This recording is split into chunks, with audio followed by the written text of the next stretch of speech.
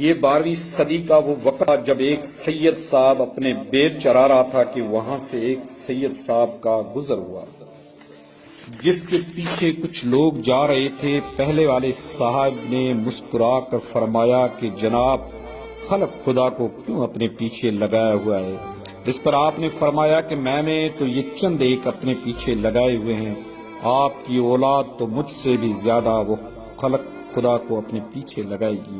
یہ فرمان تھا سندھ کے مشہور صوفی بزرگ و شاعر حضرت شاہ عبداللطیف بھٹائی رحمۃ اللہ علیہ کا، اور جن سے آپ مخاطب تھے وہ تھے حضرت پیر سید محمد بقا شاہ صحیح بھٹائی صاحب کی۔ یہ بات عین 4 یا 6 رمضان المبارک 1170 ہجری ثابت ہوئی جب امام العارفین سید السالکین حضرت پیر سید محمد راشد اور روزے دھنی کی ولادت بسعادت ہوئی۔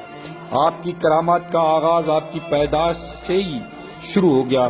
جیسا کہ آپ کی ولادت رمضان المبارک میں ہوئی تو آپ نے حضرت شیخ عبد القادر جیلانی رضی اللہ عنہ سنت پر عمل کرتے ہوئے دن کے وقت اپنی والدہ ماجدہ کا دودھ نہیں پیا، اس لیے آپ کا لقب روزے دھنی پڑ گیا۔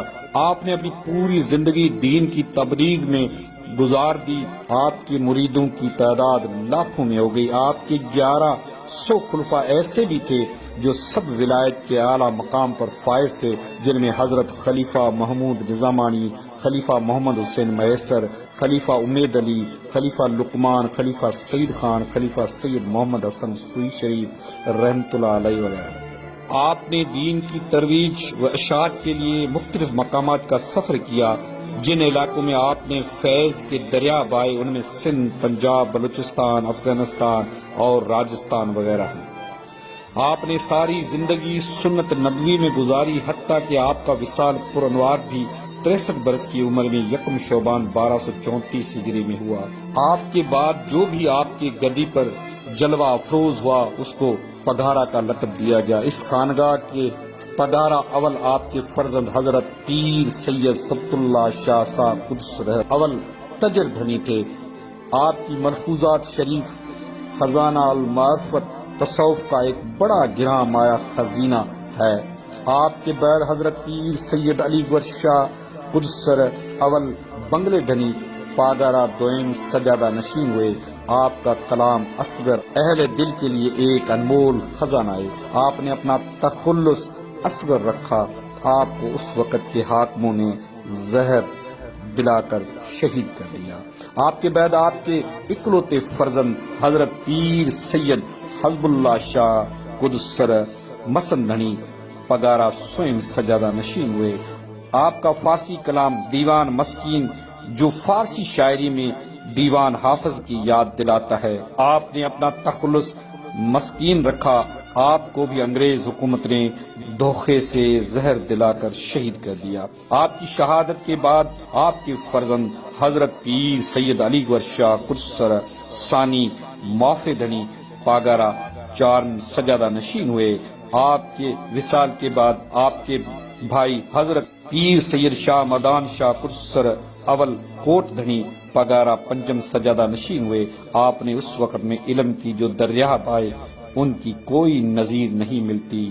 آپ کا تفسیر کوثر ایک نہایت نایاب تفسیر ہے جو پیر صاحب پگارا کے حکم پر مفتی عبدالرحیم سکندری صاحب شاہپور چاکر والے نے محنت کر کے نئے 2 خوبصورت جلدوں میں شائع کروایا۔ آپ کے متعلق بھی جماعت میں یہ روایت ملتی ہے کہ آپ کو بھی زہر دے کر شہید کر دیا گیا۔ آپ کے بعد آپ کے فرزند حضرت پیر سید سبت اللہ شاہ شہید قدس فرسانی المعروف سورہ بادشاہ پگ دھنی پگارا ششم سجادہ نشین ہوئے۔ آپ امام انقلاب بھی ہیں۔ آپ نے برٹش حکومت کے ساتھ مسلح جدوجہد کی۔ آپ کو انگریز سرکار نے 20 مارچ 1943 کو حیدرآباد جیل میں پھانسی دے کر شہید کر دیا۔ آپ کی شہادت کے بعد آپ کے فرزند حضرت پیر سائیں شاہ مردان شاہ ثانی المعروف سکندر علی شاہ چھٹ دھنی پاگارا ہفتم سجادہ نشین ہوئے۔ آپ کی ولادت بسعادت 22 نومبر 1928 کو ہوئی۔ آپ کی عمر بھی 2.5 برس کی تھی تو آپ کے والد سورہ بادشاہ کو انگریز سرکار جھوٹے مقدمے میں گرفتار کر کے بنگال لے گئی۔ آپ بچپن میں شفقت تدریس سے محروم رہے. آپ بچپن ہی سے خداداد صلاحیتوں کے مالک تھے، جس کا ذکر آپ نے ایک انٹرویو میں بھی اس طرح کیا کہ میں پیدائشی پیر ہوں، کوئی سمجھ یافتہ پیر نہیں ہوں. جب آپ کے والد کو شہید کر دیا گیا اس وقت آپ کراچی میں نظر بند تھے. ظلم کی انتہا تو دیکھو کہ آپ کو آپ کے والد کی شہادت کی خبر بھی نہیں دی گئی. کسی صحافی نے پوچھا تھا ذرا آپ کے اس وقت کیفیت کیا تھی جب آپ کو آپ کے والد کی شہادت کی خبر پہنچی. آپ نے فرمایا تھا کہ ہمیں یہ پتا تھا یہ سے ہونا تھا، کیونکہ جس آزادی کی راہ میں قدم رکھا ہے اس کا یہی تھا، ہونا تھا. جس کا ذکر آپ نے صحافی حضرات سے کچھ اس طرح فرمایا. آپ کو شہید سوری بادشاہ کی شہادت کا کب اور کس طرح معلوم ہوا؟ اس نے کہا کہ ہمیں تو یہ ایک ردی کی ایک اخبار جو تھی جس میں کوئی کھانا منگوایا تھا اس میں لکھا ہوا تھا. اس میں وہ جب وہ لکھا پڑھا تو وہ اس کی شہادت کی اتنی بڑی خبر، اتنا بڑا سوری بادشاہ، اتنی بڑی جدوجہد، اتنی بڑی شخصیت، ان کے بیٹوں کو باخبر نہیں رکھا گیا. اس واقعے کی اطلاع ہمیں اس وقت ملی جب ہم کراچی میں نظر بند تھے تو ہمارے پاس بازار سے کچھ سودا ایک اخبار میں بن کر آیا تھا جس میں پیر سید ثبت اللہ شاہ راشدی قدسرہ کی شہادت کے بارے میں خبر چھپی ہوئی تھی. اس کے بعد آپ کو علی گڑھ کالج میں 3-4 برس رکھا گیا. اس کے بعد آپ کو برطانیہ بھیج دیا گیا جس کا مفصل تذکرہ آپ مختلف اخبارات اور انٹرویو میں کرتے رہے. جماعت سے ان کو دور رکھنے کے لیے ان کو پڑھنے کے بہانے لندن لے کے جایا گیا، ان کو اور ان کے چھوٹے بھائی پیر نادر علی شاہ کو. یہ تھا آپ کا بچپن جو کافی تکلیفوں اور صعوبتوں میں گزارا. آخر کار کوٹ سدانہ درگاہ چناح شریف کے بزرگ سید محمد افضل شاہ گیلانی نے اس گدی کی بحالی کے لیے عملی کوشش کی. اس وقت کے وزیر اعظم خان لیاقت علی خان نے بھی اس گدی کی بحالی کے لیے کوششیں کی تھی جن کا تذکرہ آپ نے مختلف اخبارات میں بھی کرتے رہے. بالآخر 4 فروری 1952 میں آپ پیر پگارا ہفتم بنے اور اس خانگاہ کے سجادہ نشین ہوئے. جب آپ پگارو بنے تو جماعت کے کیا حالات تھے اس پر غور کریں تو جو لوگ طریقت کے طالب علم ہوں گے وہ یہ بات بڑی آسانی سے سمجھ سکتے ہیں کہ مرشد اور مرید کا تعلق کیا ہے اور کیا ہونا چاہیے. مرشد حقیقی محبوب ہوتا ہے، مرشد حقیقی رہنما ہوتا ہے، مرشد حقیقی معشوق ہوتا ہے. مرید وہ جس کا اپنا کوئی ارادہ نہ ہو، مرید وہ جس کا سب کچھ اپنے مرشد کا فرمان ہوتا ہے. مرید وہ جب مرشد حکم کرے تو اس پر بغیر غور و فکر کے عمل کرے. لیکن آپ کو یہ معلوم ہونا چاہیے کہ جو اس خانگاہ کا مرید ہے اس کا لقب بھی فقیر ہے. فقیر کی تو کافی معنی اور مفہوم ہے، لیکن ہمارے بزرگ مرشد پیر سائیں روز دھنی قدسر نے جو بیان کیا ہے وہ یہ کہ فقیر میں 4 حروف ہیں. فے سے مراد ہے فاقہ نکالنا، کاف سے مراد قیام شب، یہ سے مراد یقین اور رے سے مراد رحمت، خداوند کریم کی رحمت سے امید رکھنا. جب آپ وطن واپس پہنچے تو آپ کو ایسی جماعت کی پیشوائی کرنی تھی جو اسیر تھی، ایسی جماعت جن کا محبوب ان سے جبرن چھین لیا گیا تھا. محبوب کے فراق کا غم وہی سمجھ سکتا ہے جس کو یہ واقعہ پیش آیا ہو. جب آپ سجادہ نشین ہوتے ہیں تو آپ اس جماعت کے ایک امام بھی بن جاتے ہیں، جسے ہم پاگارو کہتے ہیں، دستار والے، یہ سجادہ نشین. آپ پاگارو بھی ہیں. اس کے بعد آپ کی جو شفقت ہے، آپ کی جو درگزری ہے، یعنی میں اوائل ہی سے ایک بات کہتا ہوں کہ جب آپ سجادہ نشین ہوئے تو پیر صاحب سے پوچھا جائے کہ نہیں وہ جو آپ سے جنہوں نے آپ سے اتنی زیادتیاں کی، تو ہم نے بولا کہ میں وہ لوگ جنہوں نے ہمارے ساتھ کیا وہ میرے انتقام کے قابل نہیں ہیں، یہ بزدل لوگ میرے انتقام کے قابل نہیں. جب پیر صاحب پگارا کی دستار بندی کا پہلا بل دیا گیا تو مسجد کے اندر جو بھی جماعت موجود تھی ان کی آواز صرف سسکیوں میں تھی. یہ کیا تھا؟ انسان کے آنسو خوشی میں بھی نکلتے ہیں، اور غم میں بھی، لیکن یہاں تو ایک عجب قسم کا ماجرا تھا۔ خوشی بھی تھی محبوب کے ملنے کی اور غم بھی تھا محبوب کے بچھڑنے کا۔ جب خوشی اور غم یکجا ہو گئے تو آنسو بھی نہ نکلے، صرف سسکیاں ہی سسکیاں فقیروں کا حال بیان کر رہی ہیں۔ ऐं हिकिड़ो जेको आहे सो नओं दौर शुरू थींदो, नई तहमीर थींदी जमायत जी। इन ख़्याल खां जॾहिं 4 फरवरी 1952 ते पीर ॻोठ में गादी बहाल पे थी ऐं उन जो जेको इंतज़ाम थियो, छाकाणि त ॿियो मामिलो सवाइ मस्जिद जे ऐं रोज़े जे ॿियो अंग्रेज राइज ॿियो, तंहिं करे उते शामियाना लॻाए ऐं ताज पोशीअ जी रस्म लॻाए। जब आपकी दस्तार बंदी हो गई तो आपको एक ऐसी जमात को मुनज़्ज़म करना था जिनके साथ इतनी ज्यादतियां और जुल्म किए गए जिसके लिए जुल्म का लफ्ज भी अदना सा महसूस होता है। जब 41 में पीर सईं सूर्य बादशाह को गिरफ्तार किया गया और आपकी कोई खबर न मिली तो जमात पर एक क़यामत का समा था, लेकिन बड़ी क़यामत तो उन पर गुजरी थी 42 के दौरान जब हुरों की नस्ल कुशी की गई। जो बच्चा बीमार होता तो उसको दवाई ऐसी पिलाई जाती कि वह सुबह होने से पहले ही अपनी माँ की आगोश में दम तोड़ देता। सलाम उस माँ पर जो अपने हाथों से उसको दफन करती, क्योंकि मर्द हजरात तो थे ही नहीं, या तो बूढ़े थे या फिर औरतें, लेकिन इनके लबों पर ये दवा होती थी कि पीर साईं की खैर, जमायत की खैर। वो इसलिए कि उस जमायत को इल्म था कि हमें भी आज उस अंसार साहबिया की सुन्नत को जिंदा करना था जिनके भाई बेटे सब अहद में शहीद हो गए। जब अंग्रेजों ने सूर्य बादशाह को शहीद कर दिया तो उससे जमात की कमर ही टूट गई, उनके जीने का मकसद छीन लिया गया। अपनी अहल व अयाल की कुर्बानी तो उन्होंने दी ही इस जात पर थी, जब उनको ही जालिमों ने छीन लिया तो ये एक ऐसी क़यामत बनकर हुरों पर गुजरी जिसके आसार आज भी इन फकीरों के चेहरों पर देखे जा सकते हैं, जो सूर्य बादशाह कुद्स सरक को चेहरा अनवार के दीदार से मुशर्रफ हुए थे। जब वो अपनी यादें बयान करते हैं तो कई साल गुजरने के बावजूद उनकी ज़बानें खामोश हो जाती हैं और उनकी आंखें दास्तान बयान करना शुरू कर देती हैं। पीर साहब शाह मर्दान शाह आए तो आपका बंगला शरीफ तो डायनामाइट से उड़ा दिया गया था। आप एक खेमे में तशरीफ फरमा हुए। सबसे पहले आपने हुरों को कंसंट्रेशन कैंप्स में से आज़ादी दिलाई। हकीकत यह है तो पीर साईं शाह मर्दान शाह रहमतुल्लाह अलैह असां जमायत मुल्क इन पाकिस्तान जे लाइ हिकु छट हुया ऐं हमेशह तां क़यामत वो पीर साईं जूं जेके दुआऊं वो छट थी रहंदियूं ऐं असां सां गॾु आहिनि ऐं रहंदियूं।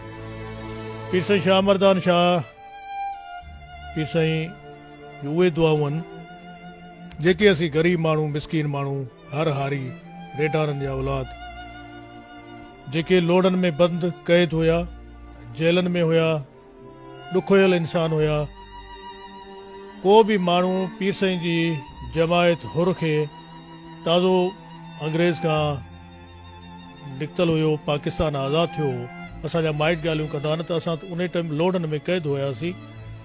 पोइ जॾहिं पीर साईं सरदार जी 52 में ताजपोशी थिए पई ऐं पीर साईं सरदार ख़ैर सां मोटनि पिया ऐं गादी बहाल थिए पई, दरगाह शरीफ़ खुले पियो, त असांखे उहे ॾींहं उहे शयूं यादि आहिनि, वॾा हुया त उहे असांजे लाइ ईअं हुया त के गॾिजी के हज़ारूं ईदूं गॾिजी अचनि थियूं, त उहे ॾींहं असांजे लाइ पीर साईं जी ताजपोशी जा हुया। पीर साईं जी ताजपोशी खां बाद भी पोइ वञी आस्ते आस्ते याद रहे कि पाकिस्तान 1947 में आज़ाद हुआ, लेकिन हुर 1 अप्रैल 1952 में आज़ाद हुआ। एक फकीर ने बताया कि जब हमें उन कैंप्स से निकलने का हुक्म मिला तो हमने कहा हम कहाँ जाएंगे, तो जवाब मिला जहाँ भी जाना है जाओ, लेकिन अभी यहाँ से निकलो। तो हम उस रात निकलकर सुबह फिर उसी जगह पर अपना मुस्तकिल बसेरा कर दिया, इसलिए कि बाहर तो कुछ बचा ही न था। खान का आलिया राशिदिया के हालात कुछ यूं थे, वहाँ की लाइब्रेरी को बड़ी बेदर्दी से तबाह कर दिया गया था, इसमें बेशकीमत कलमी नुस्खे भी थे। आपने असर नो लाइब्रेरी की एक बड़ी इमारत बनवाई। اور پیر صاحب کو کتابوں کا جلد بھی یاد ہے، کتنی سائز کا ہے، یہ رنگ ہے، اتنا شوق تھا پیر صاحب کو اپنی کتاب کا۔ جو آج ہر خاص و عام کے لیے توجہ کا مرکز ہے۔ آپ نے مدرسہ جامعۃ الراشدیہ کی عمارت کی بھی تجدید کروائی، یعنی ایک ایسی جماعت کو آپ نے اٹھایا جو اس وقت کہیں سے جماعت تو نظر نہیں آ رہی تھی، ہاں ایک دکھیاروں، اسیروں، یتیموں اور اپنوں سے بچھڑوں کا ایسا گروہ تھا جس کو آپ نے ملا کر ایک ایسی منظم جماعت بنایا جس کی کہیں نظیر نہیں ملتی۔ پیر سنگھ بادشاہ ملن کے لائے چاہے وڈو مانو اچے چاہے غریب مانو اچے ان کے پنجے ٹائم ٹیبل دے پان ہر وقت ملدا ہویا، تمام ان جو طریقہ کار جو کو تمام وہ دنیا سری کے خبر آ تو تمام سٹھو رہو، پان تمام انصاف واری گال تمام گھنی ہوندی ہوئی، چاہے غریب ہوجے امیر ہوجے ان کے برابری سے پان ڈسندا ہویا، ان جا جے ان دے خاص نظر ڈیندا ہویا، قانون جو احترام تمام گھنو کندا ہے پنجی جماعت کے، ان جے لا چوندا بابا قانون جو احترام کयो۔ ایک دفعو پان کراچی روانہ تھیا بے درگاہ شریف کا، وہ ریڈیو جو گاڑی میں لگل ہو ان جو لیسن کون ہو، وہ مکھے پان فرماયો تو بابا ہی لیسن ریڈیو جو کونا یہ تیار کرائے، وہ یہ اگلی وڈی گال گاڑی میں ریڈیو جو لگل ہو تو ان جو لیسن بھی تمام ضروریت بنے، قانون جو احترام کرنا ہے پنجی ہر شے یہ گاڑی۔ کو بھی سوالی پیر صاحب وٹ ایندو ہوئے سوال کھڑی تو وہ خالی نہ ویندو ہو۔ آپ کی جماعت کے جو بھی لوگ روح پہنچتے ان سب کو پیش کیا اور سب باعزت رہا ہوئے، کیونکہ انہوں نے تو جنگ کا اعلان انگریز سے کیا تھا اور ان کا یہ قصور تھا کہ انہوں نے آزادی مانگی تھی۔ پیر صاحب وغیرہ پیر شاہ مردان شاہ، ان کا اعلیٰ ظرف یہ کہ آپ نے ان سب باتوں کو بھلا کر سب کو عام معافی دے دی اور ان کو بھی معاف کر دیا جنہوں نے انگریزوں کے دور حکومت میں آپ کے حروم کو ہر قسم کی اذیتیں دی۔ یہ مثال بالکل ہمارے آقا حضور صلی اللہ علیہ وسلم کی ذات پاک سے ملتی ہے کہ جب مکہ فتح ہوا تو آپ نے بھی عام معافی کا اعلان کر دیا، ان کو بھی معاف کر دیا جنہوں نے آپ کو تکلیف پہنچائی۔ عیسیٰ پگارا پیر شاہ مدان شاہ کی حب الوطنی کی کوئی مثال ہی نہیں ملتی۔ جب بھارت نے ہمارے پیارے ملک پاکستان پر حملہ کیا تو آپ اپنے حروم کو پاکستان کی سرحدوں کی حفاظت کے لیے بھیجا، یہاں تک کہ سن 1965 میں آپ خود عمرکوٹ تشریف فرما ہوئے اور وہاں آپ نے ایک تاریخی ساز خطبہ دیا جو کچھ اس طرح سے تھا، جس میں آپ نے فرمایا کہ السلام علیکم میرے پیارے حر مجاہدو، آپ اور ہم خوش نصیب ہیں کہ آج ہمیں اللہ تعالیٰ نے جہاد فی سبیل اللہ کا موقع فراہم کیا ہے۔ ایسے مواقع روز روز نہیں ملتے۔ آج کافروں نے اپنے جدید اسلحے اور فوجی طاقت کے زور پر ہمارے ملک پاکستان پر حملہ کیا ہے کہ ہمارے ملک اور ہم سب کو تباہ و برباد کر دے۔ اس لیے آپ آگے بڑھو، ملک اسلام اور وہ قوم کی عزت و ناموس کے لیے مردانہ وار مقابلہ کرو، دیکھنا آپ کے قدم پیچھے نہ ہٹنے پائیں۔ دشمن پر بھرپور حملہ کرو اور اس وقت تک لڑتے رہو جب تک آپ کو فتح حاصل نہ ہو جائے۔ بوڑھوں، عورتوں، مظلوموں اور بچوں پر کبھی بھی ہاتھ نہ اٹھانا۔ میں آپ کے ساتھ ہوں، اللہ آپ کا محافظ ہے، اللہ آمین۔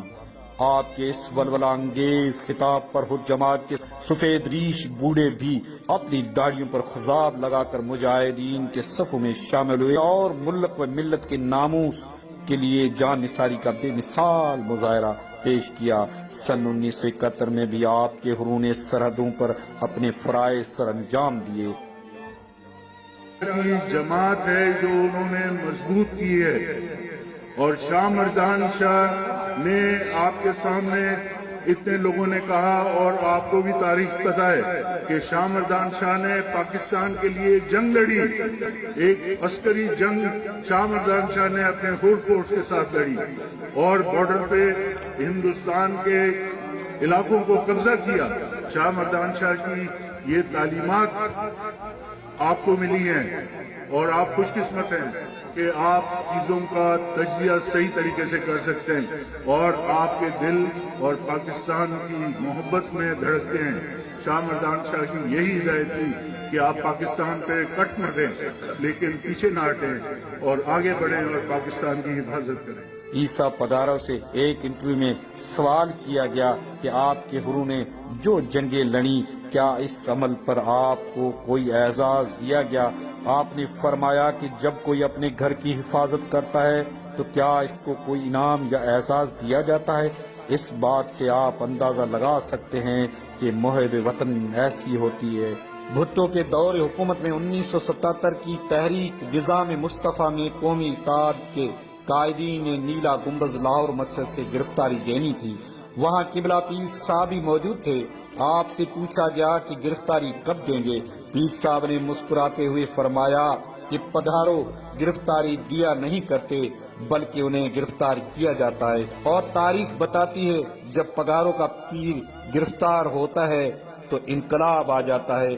1977 में कौमी इत्तेहाद की तमाम क़यादत गिरफ्तार हो गई तो पीर साहब पगारों ने इस्लामाबाद लॉन्ग मार्च की कॉल दे दी। पीर साहब उस दिन पीसी होटल में थे, लिहाजा आपको वजीर आजम जुल्फिकार अली भुट्टो के हुक्म पर नजर बंद कर दिया गया। फिर वजीर आजम भुट्टो मुलाकात की खातिर होटल आया। कुछ देर बाद वजीर आजम जुल्फिकार अली भुट्टो पीर पगारे के कमरे से बाहर आए तो प्रेस के पूछने पर यह कहकर कौम को गुमराह करने की कोशिश की कि हजरत पीर पगारों से हमारे खानदानी ताल्लुकात हैं, लिहाजा आज सियासी बात नहीं जाती बातें होती रही हैं। जो ही पीर साहब की नजरबंदी खत्म हुई, अखबार नवीसों का झुरमट था और भुट्टो के बताए हुए ताल्लुक पर तबसरा मांग रहे थे।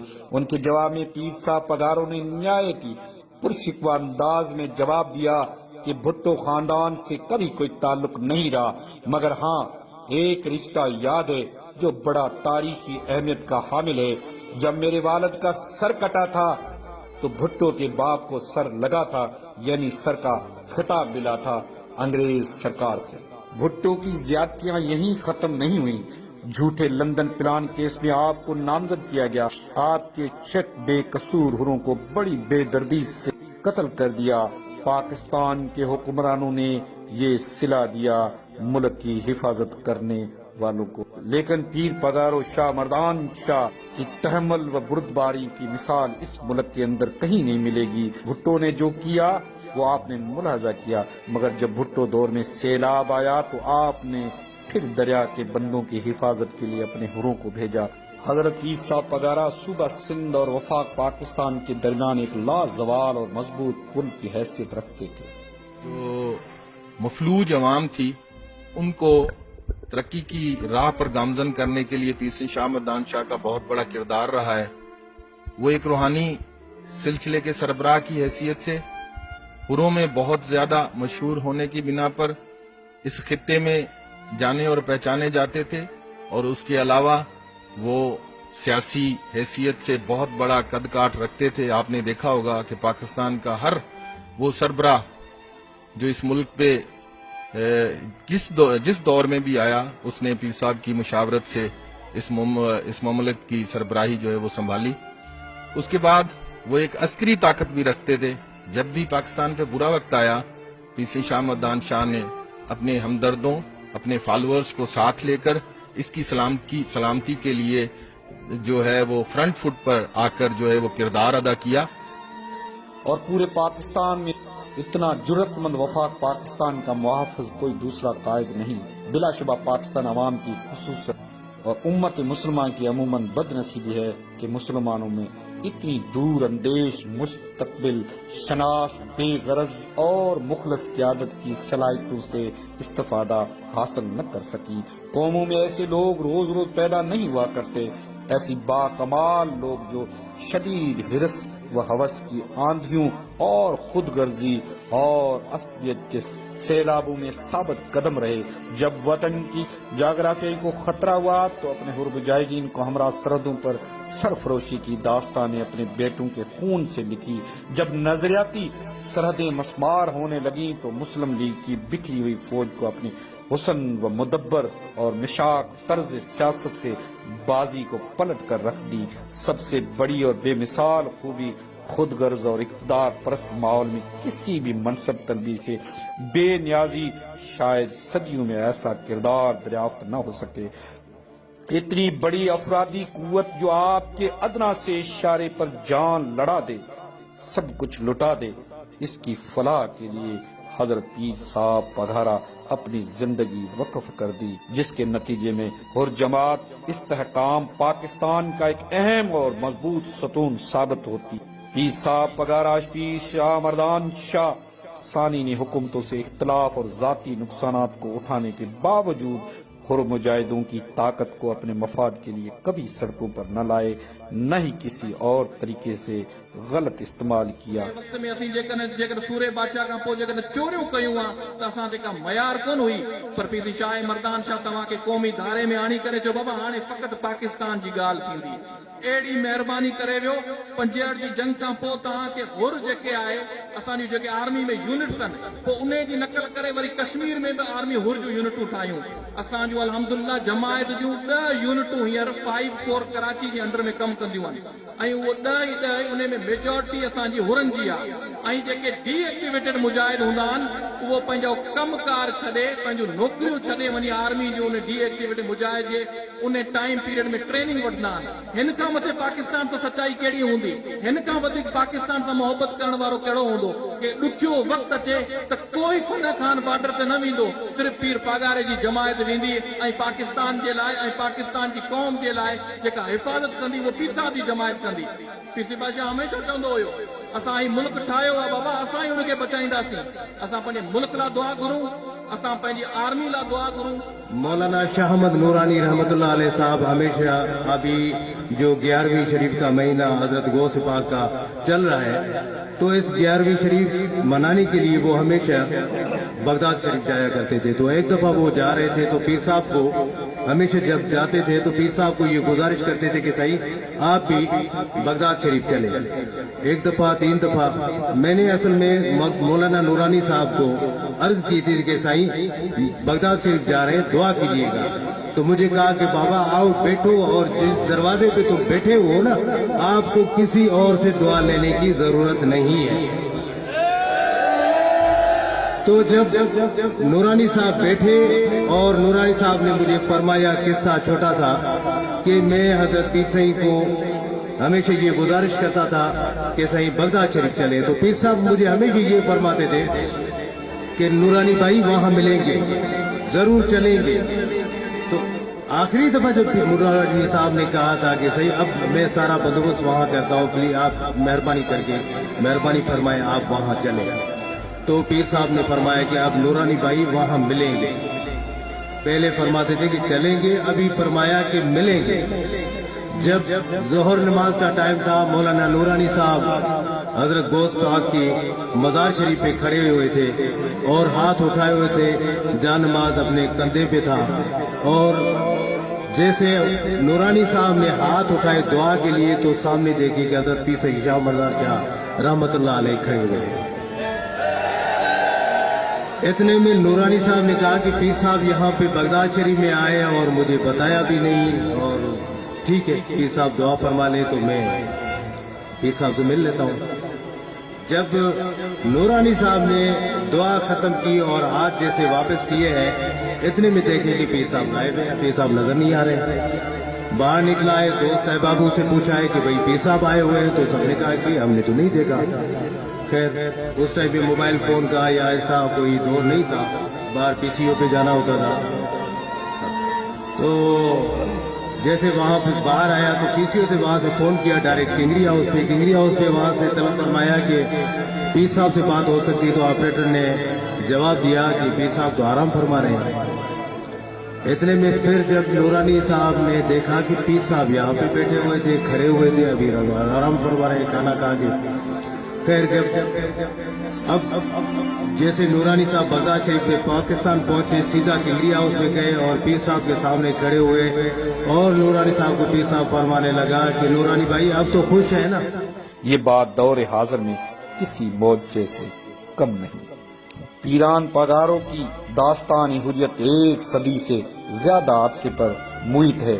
حضرت پیر صاحب کا منفرد انداز تکلم سیاست کی مشکل گتھیوں کو سلجھانے کے علاوہ آئندہ رونما ہونے والے واقعات کی نشاندہی بھی کرتا ہے۔ آپ کی سیاست میں پیشن گوئیاں ہر خاص و عام کے لیے ہر دور میں توجہ کا مرکز رہی ہیں۔ عیسیٰ فرماتے تھے، یہ باتیں روحانی تجلیات کا حصہ نہیں بلکہ انسانی احساسات کی بنیاد سے کرتے ہیں۔ بقول پیر صاحب کے کہ یہ کامن سینس کی بات کرتا ہوں۔ پیر صاحب پگاروں کی 4 اشروں پر محیط سیاست کے متعلق بیانات پر غور کرنے سے معلوم ہوگا کہ آپ کی گفتگو علامتی ذو معنی ہونے کے ساتھ ساتھ مختصر ترین جملوں کے اندر پوری تاریخ بیان ہوتی ہے۔ اس مخصوص انداز کی کئی دیگر سیاسی رہنماؤں نے پیروی کرنے کی کوشش کی، مگر تخلیل کے انتہا اور بات کی وسعت میں وہ مقام حاصل نہ کر سکے۔ پاکستانی قوم پیر صاحب شاہ مدان شاہ کو موثر ملت کے نام سے بھی یاد کرتی تھی۔ پیر صاحب شاہ مدان شاہ آج ہم میں نہیں ہیں، مگر ان کی یادوں کو بھولنا پاکستانی قوم میں بر صغیر کی عوام کی بس بھی نہیں۔ ان کے مریدین نہ صرف پاکستان میں بلکہ لاکھوں کی تعداد میں انڈیا میں بھی مرید رہتے۔ وہ ہمیشہ اپنی جماعت کو پرامن رہنے اور ملک کی حفاظت کرنے اور پڑوسیوں کا خیال رکھنے کی ہدایت کرتے تھے۔ پیر صاحب شاہ مردان شاہ اپنی شخصیت میں خود ایک گلدستہ تھے۔ وہ بادشاہ گر تھے جن کی یادیں تا قیامت یاد رہیں گی۔